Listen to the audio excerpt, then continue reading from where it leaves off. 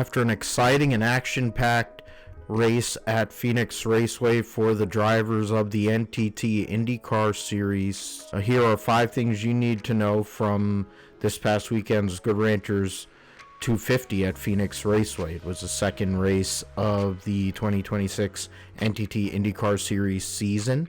My name is Phil, here for Motorsports Reports. First and foremost, we should give credit to the winner, Joseph Newgarden, who came home with his 33rd career IndyCar Series victory. His second win in the last 3 races. Of course, he won Nashville, his home race last year, to end the season. His last 11 wins have been on ovals. The current day Rick Mears, although it makes a lot of sense, he drives for Team Penske. On the weekend where they were celebrating the 60th anniversary of Penske Racing, Team Penske, Joseph Newgarden goes out there and gets the victory. He benefited from a battle with one of the drivers we're going to list here shortly going awry and having 4 fresh tires and a full load of fuel to get the job done.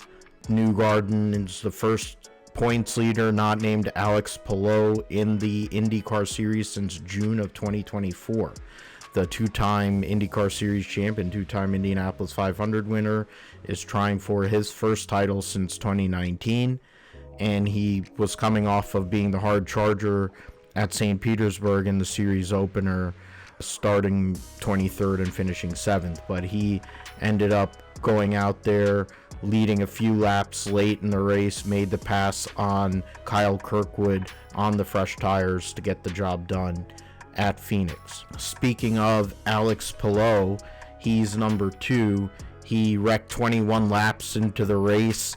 Apparent rare error for the surgeon there, clearing himself coming off of turn 4 across the path of Juncos Hollinger driver Rinus VeeKay, and taking himself out of the race, in a race where he probably was liable to get a top 10 finish, given his teammates Scott Dixon and Kyffin Simpson were both able to finish in the top 10, which we'll mention later also in more detail.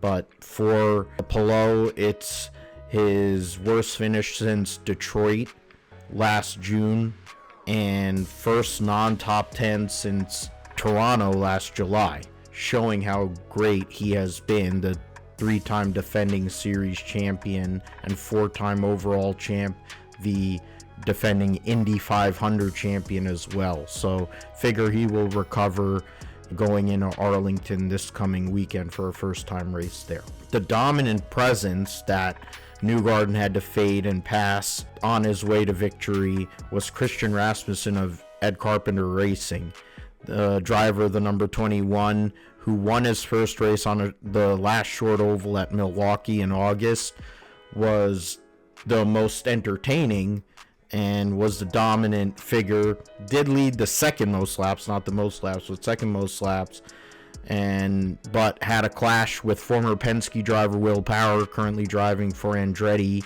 at lap 207, trying to go on his outside, and Power went and moved up on him coming out of turn 2, which ended up seeing the 21 car get damaged, hitting the wall, and then Power cutting a tire, which allowed for the caution that led to Newgarden's eventual victory there.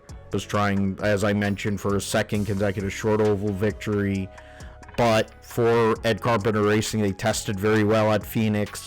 Alexander Rossi was able to get a 6th place finish. Rasmussen was left with a 14th place finish, but figure as we get into some of these other ovals, and generally as a former Indy Next champion, he's going to be someone to look at as we move forward later into the year. Another younger driver that we should be looking at is the driver who was a pole sitter, David Malukas, making his second start for Team Penske on a big weekend for Team Penske, earned his first career pole in the Verizon Chevy number 12, led the most laps in the race, and was able to earn a podium finish, so his first podium finish as a member of Team Penske. Great run for him, good momentum, coming off of maybe a little bit of a wobbly start at St. Petersburg, but Little Dave, or whatever his new nickname's going to be, looks to keep that momentum going as we go to the Arlington Street Circuit for the first time. The last but not least is the quality of the racing. 11 of the 25 drivers in this race led. There was 565 on-track passes in this race, and 4 drivers who started outside of the top 10. I mentioned Scott Dixon and Kiffin Simpson for Chip Ganassi Racing, Marcus Armstrong for Meyer Shank Racing, and Kyle Kirkwood, of course, who finished second in the race for Andretti and had come off of his first career oval win last year as well. Showed that the track was very racy. There was an opportunity to make moves. You were able to use the high line. It was a very entertaining race, and considering in theory it was a pseudo undercard to the Cup Series race, it was a really good race and great momentum in the second of 3 races to start this IndyCar Series season. So we will see how everything goes at the first race at Arlington, Texas, and talk about it here on Motorsports Reports. For all your IndyCar news, stay here and also tune into the Gripster podcast that I host along with my good friend Josh on all podcast platforms.